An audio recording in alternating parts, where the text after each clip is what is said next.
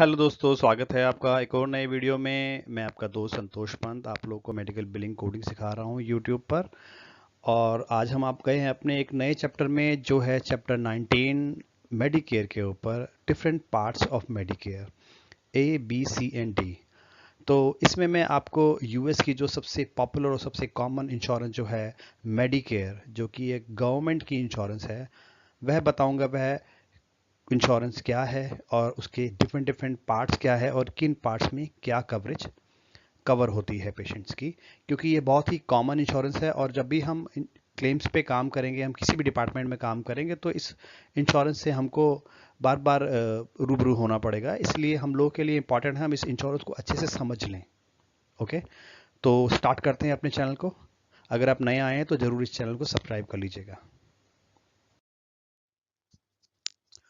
Okay, तो पहले हम जान लेते हैं मेडिकेयर इंश्योरेंस कौन सी होती है, ये इंश्योरेंस है क्या एक्चुअली। इसके बारे में पहले मैं आपको डिफरेंट टाइप ऑफ इंश्योरेंस में आपको बता चुका हूं, बट इस बार मैं आपको थोड़ा डिटेल में बताता हूं मेडिकेयर के बारे में कि मेडिकेयर इंश्योरेंस क्या होती है। Medicare is a federal health insurance programme. Federal मतलब कि यूएस की जो गवर्नमेंट है उसे हम यूएस फेडरल कहते हैं, फेडरल गवर्नमेंट। तो इसके अकॉर्डिंगली ये एक गवर्नमेंट की इंश्योरेंस है। डिफरेंट स्टेट्स में डिफरेंट गवर्नमेंट्स होती हैं, या आप ये कह सकते हैं कि डिफरेंट ज्यूरिडिक्शंस होती हैं यूएस में। उन ज्यूरिडिक्शंस में कुछ कुछ हमारे जो गवर्नमेंट्स होती हैं वो इंश्योरेंस देती है अपने स्टेट्स के सिटीजन्स को। यह इंश्योरेंस कुछ स्पेसिफिक लोगों को, सिटीजन्स को यूएस गवर्नमेंट इशू करती है। कुछ नॉमिनल प्रीमियम उनसे लेकर, जो कि हैं पीपल हु आर 65 ईयर और ओल्डर, जो लोग 65 ईयर या उससे ज़्यादा के हो चुके हैं, जो यूएस के सिटीजन भी हैं साथ ही में। Certain young people with disabilities, जिनकी एज 65 नहीं हुई है लेकिन वो डिसेबल है, मीन्स के उनके कोई भी एक बॉडी पार्ट या कोई भी बॉडी फंक्शन उनका काम नहीं करता है, या पैरालिसिस है, या डिसेबल है, या हैंडीकैप है, उन लोगों को भी गवर्नमेंट ये insurance almost free of cost या मिनिमम प्रीमियम के ऊपर देती है। People with end stage renal disease, ईएसआरडी।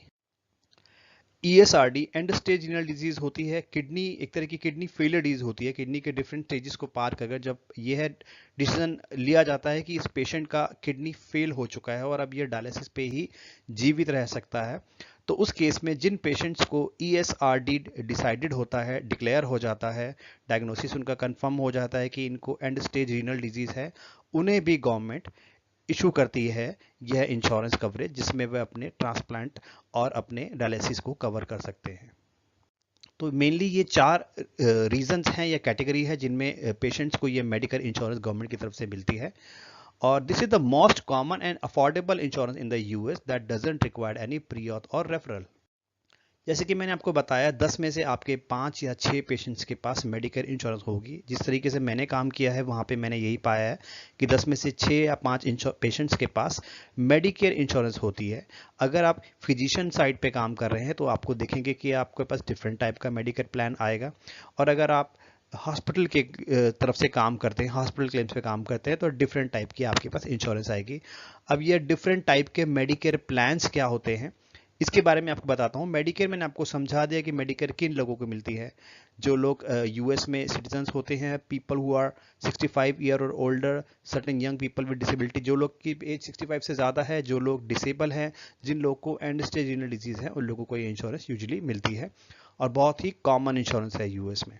Okay, यह इंश्योरेंस कमर्शियल इंश्योरेंस की तरह, प्राइवेट इंश्योरेंस की तरह नहीं होती, क्योंकि यह गवर्नमेंट की तरफ से है। गवर्नमेंट सभी क्राइटेरिया चेक करने के बाद ही इन इंश्योरेंस को अपने सिटीजन्स को इशू करती है। इसलिए इन प्लान्स में, इस इंश्योरेंस में प्री ऑथराइजेशन एंड रेफरल्स की आवश्यकता नहीं होती है और यूजली इंश्योरेंस कभी भी इन रीजंस के लिए डिलाई नहीं करती है।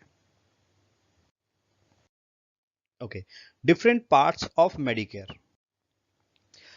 अब इन मेडिकेयर में भी डिफरेंट पार्ट्स में डिवाइड किया गया है कि किन पेशेंट्स को किस टाइप की मेडिकेयर कवरेज मिलेगी। तो यूजुअली आप ये कह सकते हैं कि इसके डिफरेंट टाइप्स हैं मेडिकेयर प्लान्स के भी, वो हैं 4, जिन्हें हम डिवाइड करते हैं part A, part B, part C and part D में, जो कि मैं आपको वन बाय वन अब बताता हूं। Part A covers hospital admissions, skilled nursing hospice care, etc. That means कि जब पेशेंट किसी हॉस्पिटल में एडमिट होता है, दैट मीन्स कि हो सकता है कि वो 24 घंटे से ज़्यादा 24 आवर से ज़्यादा एडमिशन में चला गया है अपने ट्रीटमेंट के लिए। दैट मीन्स कि उसकी कंडीशन जो है वो क्रिटिकल है। वो ऐसा नहीं है कि वो डॉक्टर से फेस टू फेस विजिट करेगा और वह ठीक हो जाएगा या ड्रग्स लेके चला जाएगा अपनी मेडिकेशन।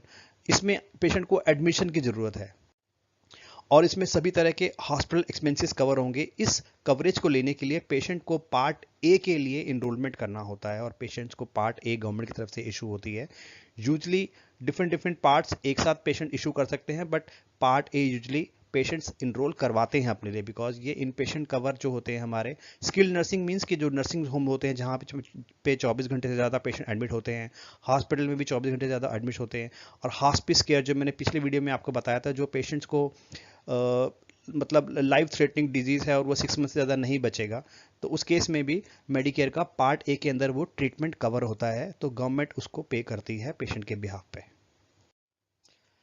पार्ट बी जो कि बहुत ही कॉमन है, covers hospital services including physicians professional services. Let me correct this once again, covers outpatient services including physicians professional services.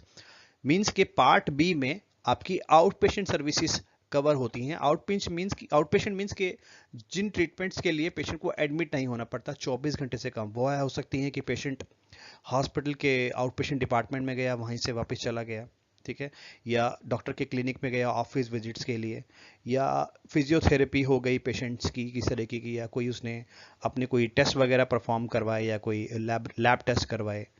तो इस तरह के जो कवरेज होते हैं जो फिजिशियंस की प्रोफेशनल सर्विसेज के लिए होता है, जिसमें प्रोफेशनल सर्विसेज डॉक्टर अपनी इस्तेमाल करता है, जहां डॉक्टर के नाम पे क्लेम जाते हैं, हॉस्पिटल के नाम पे क्लेम नहीं, जहां डॉक्टर्स के नाम पे क्लेम जाते हैं, डॉक्टर अपने क्लिनिक के नाम पे इंश्योरेंस को क्लेम भेजता है अपनी प्रोफेशनल सर्विसेज के लिए। उन उन क्लेम्स को कवर करते हैं पार्ट बी के अंदर मेडिकेयर, और पार्ट बी पेशेंट को अलाउ करता है मेडिकेयर इस टाइप की कवरेज जिसमें डॉक्टर की जो सर्विसेज होती हैं वह कवर होती है। तो यूजुअली जो पेशेंट इनरोल करते हैं मेडिकेयर कवरेज के लिए पार्ट ए और बी दोनों के लिए इनरोल करते हैं।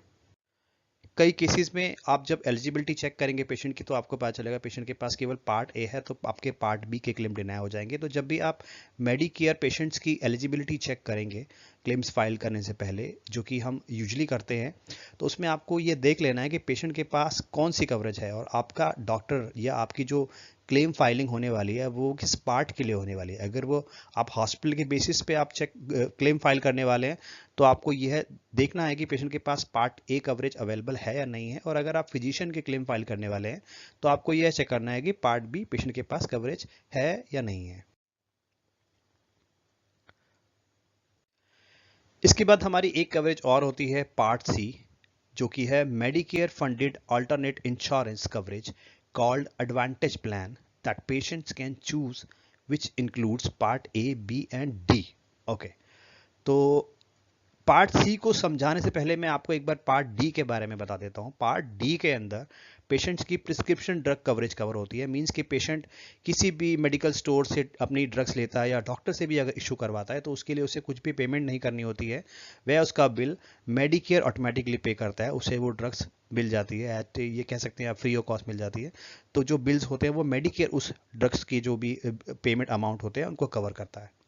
ओके, पार्ट सी जो है यह एक तरह का प्लान है जिसके अंदर part A, part B and part D तीनों टाइप के कवरेज कवर हो सकते हैं, क्योंकि ये जो इंश्योरेंस होती है यह एक कॉम्बिनेशन है गवर्नमेंट की जो इंश्योरेंस है मेडिकेयर का और प्राइवेट इंश्योरेंस का। मींस के मेडिकेयर अपनी गाइडलाइंस के अकॉर्डिंगली प्राइवेट इंश्योरेंसेस को ऑफर करती है कि आप मेरे पेशेंट्स को जो भी मेरे क्राइटेरिया में फॉल होते हैं, जो कि मैंने आपको इससे पहले स्लाइड में आपको बताया था, वह पेशेंट अगर मेडिकेयर की गवर्नमेंट इंश्योरेंस ना लेकर अगर वो किसी प्राइवेट इंश्योरेंस का प्लान भी ले सकते हैं, जो कि मेडिकेयर और प्राइवेट इंश्योरेंस मिल के बनाती है, जिसमें जो प्राइवेट इंश्योरेंस होती है वह जो भी बेनिफिट मेडिकेयर में मिलती है वो तो पेशेंट को देते ही हैं, साथ में वह ए, बी एंड डी बेनिफिट्स को इंक्लूड कर देते हैं कई बार, जिससे कि पेशेंट को लगता है कि ये ज़्यादा बेनिफिशियल प्लान है।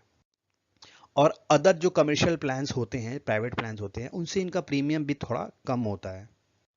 तो पेशेंट इन टाइप के प्लान को भी चूज कर सकता है जो कि पार्ट सी में आते हैं। यह जो पार्ट सी प्लान्स होते हैं आजकल बहुत ज़्यादा पॉपुलर हो रहे हैं। जैसे मैंने अपना करियर जब मैंने स्टार्ट किया था इस इंडस्ट्री के अंदर, तब ये प्लान इतने पॉपुलर नहीं थे तब यहाँ तो गवर्नमेंट इंश्योरेंस होती थी या प्राइवेट होती थी। अब जो ये मिक्स प्लान आ रहे हैं गवर्नमेंट इंश्योरेंस के और प्लस प्राइवेट इंश्योरेंस के, ये काफ़ी पॉपुलर हो रहे हैं। पेशेंट इसको काफ़ी ऑप्ट करते हैं क्योंकि उसमें उनको काफ़ी बेनिफिट होता है, प्रीमियम के मामले में भी और कवरेज के मामले में भी। तो ये काफ़ी पॉपुलर प्लान है और पेशेंट इनको ऑप्ट करते रहते हैं। कई बार पेशेंट, जब आप पेशेंट की एलिजिबिलिटी करेंगे तो आप एलिजिबिलिटी में आपको देखना है कि पेशेंट के पास मेडिकेयर की ही कवरेज है या पेशेंट के ने एक अल्टरनेट इंश्योरेंस ले ली है जिसको हम एडवांटेज प्लान कहते हैं, या आप कह सकते हैं इसको मेडिकेयर मैनेज केयर प्लान। तो मैनेज केयर प्लान के नाम से या एडवांटेज प्लान के नाम पर आपके पास एक कवरेज आ जाएगी। जैसे कि मैं आपको एक एग्जांपल देता हूँ कि मेरे पास एक पेशेंट था जिसके पास 2020 में तो उसके पास मेडिकेयर पार्ट बी था, लेकिन जब मैंने उस पेशेंट की एलिजिबिलिटी चेक किया तो 2021 में उसका मेडिकेयर एक्टिव दिखा रहा था, लेकिन पार्ट सी सेगमेंट में या मैनेज केयर के सेगमेंट में मुझे यह शो कर रहा था कि इस पेशेंट के पास अब एक एडवांटेज प्लान है यूनाइटेड हेल्थ ग्रुप का। तो उस केस में हम मेडिकेयर को क्लेम फाइल नहीं कर सकते, हमें यह मानना होगा कि पेशेंट के पास अब एक एडवांटेज प्लान है और इस एडवांटेज प्लान को ही क्लेम फाइल होगा। तो ये बहुत ही एक इंपॉर्टेंट स्टेप है जब आप पेशेंट की एलिजिबिलिटी चेक करेंगे कि पेशेंट के पास मेडिकेयर प्लान है या उसका एडवांटेज प्लान हो गया है, जो कि पार्ट सी में आता है। अब एडवांटेज प्लान क्या होते हैं, एडवांटेज प्लान के अंदर पेशेंट्स को क्या बेनिफिट मिलते हैं, किन क्राइटेरियाज में एडवांटेज प्लान पेशेंट्स को इशू होते हैं, इसके बारे में मैं एक डिटेल वीडियो आगे आने वाले वीडियोस में अपने ज़रूर बताऊंगा, जिसमें आपको मेडिकेयर एडवांटेज या मेडिकेयर के जो प्लान, जो ये ऑल्टरनेट प्लान्स हैं, इनके बारे में डिटेल में आपको मैं समझाऊंगा। अभी के लिए मैं आपको ये ओवरव्यू देता हूँ कि मेडिकेयर के part A, B, C and D type के प्लान्स होते हैं और इनको किन क्राइटेरिया में मेडिकेयर या फेडरल गवर्नमेंट इशू करती है। तो दोस्तों, अगर आप ये वीडियो आपको अच्छा लगा, इससे आपको कुछ नॉलेज मिली, तो फिर जाते जाते प्लीज़ इस वीडियो को लाइक कीजिएगा और मैं आपको बहुत ही जल्दी एक नई वीडियो में कुछ नॉलेजेबल चैप्टर्स लेकर दोबारा आपके सामने आऊँगा। Thank you so much. Bye bye.